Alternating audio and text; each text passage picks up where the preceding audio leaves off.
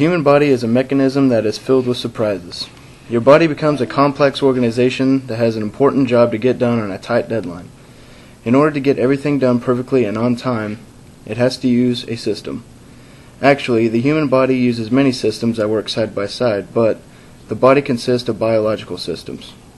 These systems consist of many organs made up of tissues, and the tissues consist of cells and connective tissue.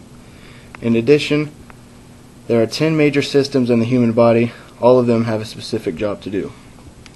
For example, the heart always actively participates in the circulatory system, while it just keeps an eye on the respiratory and the excretory systems.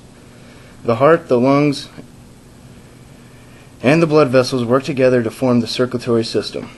Some of the body systems are actually directly connected to the heart, while others are not.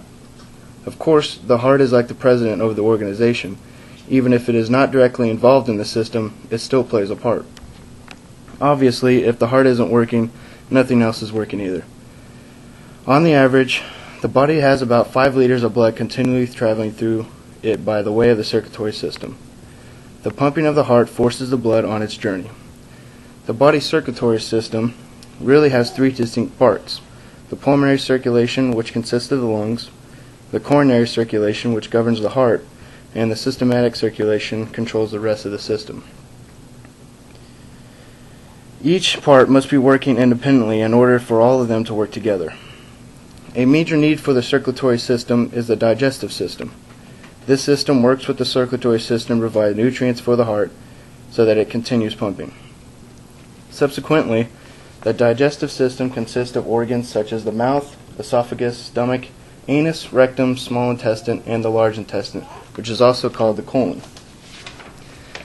These hollow organs is a lining in the mucosa.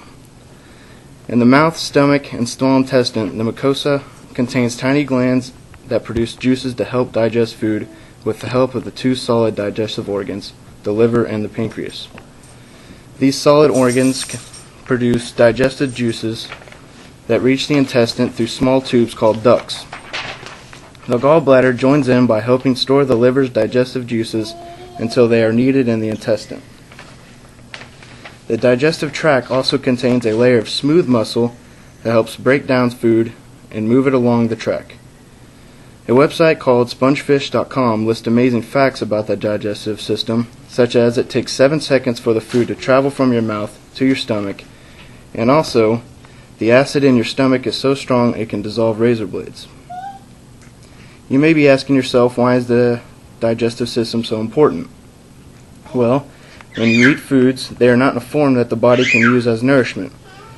Food and drink must be changed into smaller molecules of nutrients before they can go into the blood and carried to cells throughout the body. To do this, the body needs help from the nervous system. In addition, 2 types of nerves in the central nervous system helps dictate the functions of the digestive system. First, the extrinsic nerves extends to the digestive organs from the spinal cord or the brain. In order to help squeeze more force and increase the push of food and liquid through the digestive system, the body needs to release a chemical called acetylcholine. Acetylcholine also helps the stomach and pancreas increase the amount of digestive juice. Adrenaline, on the other hand, is a little different. The body may need to decrease blood flow to certain organs. By releasing adrenaline, certain organs, such as the stomach or intestine, are forced to relax and slow down the digestive time. Secondly, the intrinsic nerves make up a system that is placed in the walls of the esophagus, stomach, small intestine, and colon. If the organs are expanded by food, then the nerves are activated, thus releasing many different substances that increase or temporarily delay the movement of food and the production of liquid by the digestive organs.